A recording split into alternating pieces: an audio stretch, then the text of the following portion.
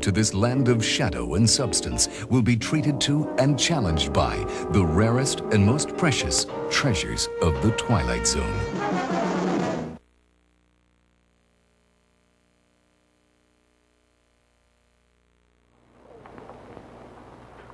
How do you do? You gentlemen, of course, know how to push a product. That essentially is your job. My presence here is for much the same purpose, simply to push a product. To acquaint you with an entertainment product which we hope and which we rather expect will make your product pushing that much easier. What you're about to see, gentlemen, is a series called The Twilight Zone. We think it's a rather special kind of series. Essentially, people watch television to get entertained. And the keynote of this series, the thing we're concerned with, the thing we're aiming for, the thing we're working toward is entertainment. This is a series for the storyteller, because it's our thinking that an audience will always sit still and listen and watch a well-told story. And now that I've immodestly gone on record predicting the high quality of this series, let me very briefly show you what we mean by a special kind of series. You know, writers in general are notoriously bad verbal tellers of stories. We do much, much better behind a typewriter. So I hope you'll bear with me while I tell you about a few stories that happen to be the first ones we're shooting in our current production cycle.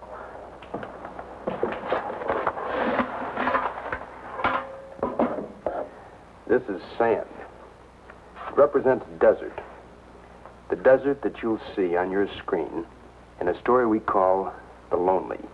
The Lonely is about a man sentenced to a lifetime of solitary confinement. The confinement takes place on a sandy asteroid far out in space.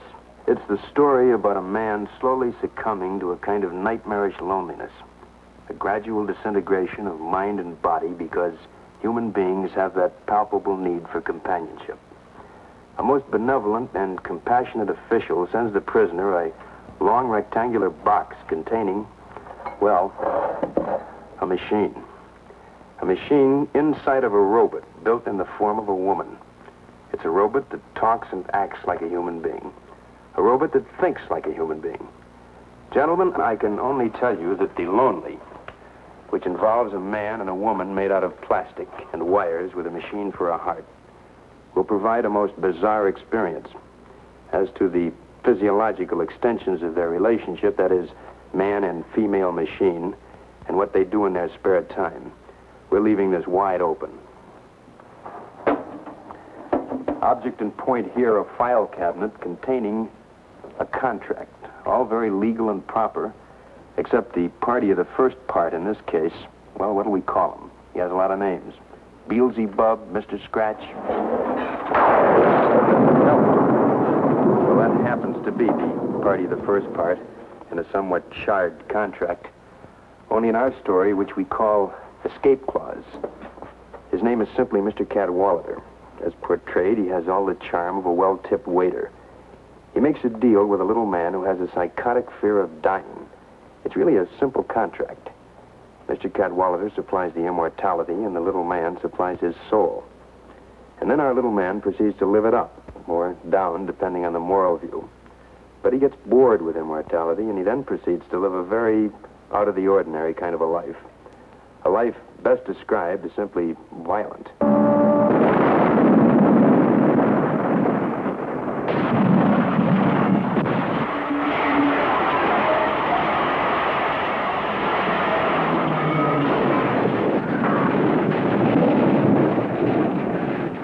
He was so bored with constantly being the only survivor.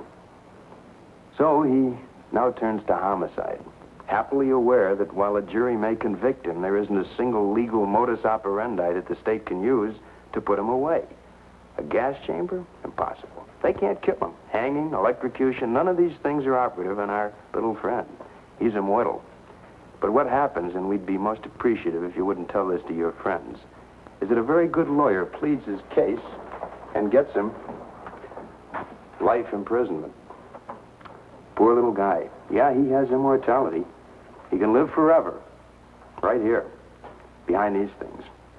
We'll hold up on telling you the ending. Just think about it. It'll come to you. Parenthetic note here. On the Twilight Zone, there'll be a variety of stories. And this is a variety that covers not only story type, but time, locale, the nature of the people. For example, this is a Western called Death, Destry, and Mr. Dingle. And this is the principal character in the story. It's a Colt 45.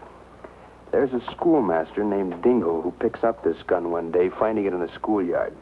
Quite accidentally, it goes off on a couple of occasions. First, it hits a rattlesnake between the eyes at 50 yards. Then it knocks the gun out of a desperado's hand. And while it's all quite accidental, the various onlookers make an assumption that Mr. Dingle's a pretty fast gun.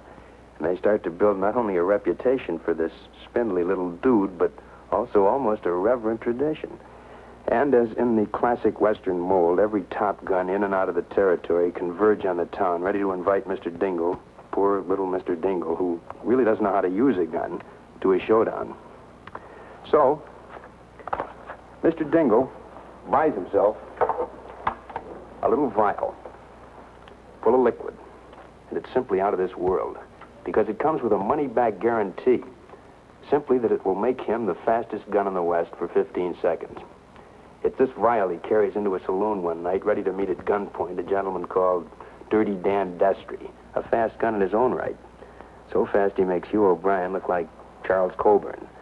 But when the two men face one another and Mr. Dingle drinks his liquid with the money-back guarantee, he suddenly sees in the hand of his opponent a very familiar vial, identical with his own. I won't tell you the ending, except that it's reasonably happy, if unexpected. I hope I haven't done these stories an injustice, because they'll be much better told by actors in front of a camera, as you'll soon note in the picture you're about to see. All I can tell you is that we think the Twilight Zone is pretty unique. We think it'll be much talked about, and we think it'll also be enjoyed.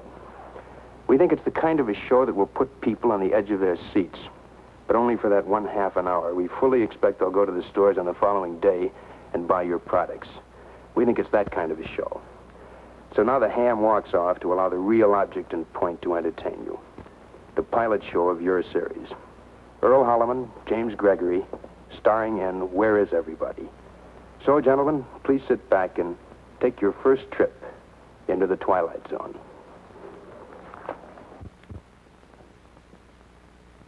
See what I mean? And this is really nothing compared to the way Instant Sanka will be disappearing off grocery counters come this fall.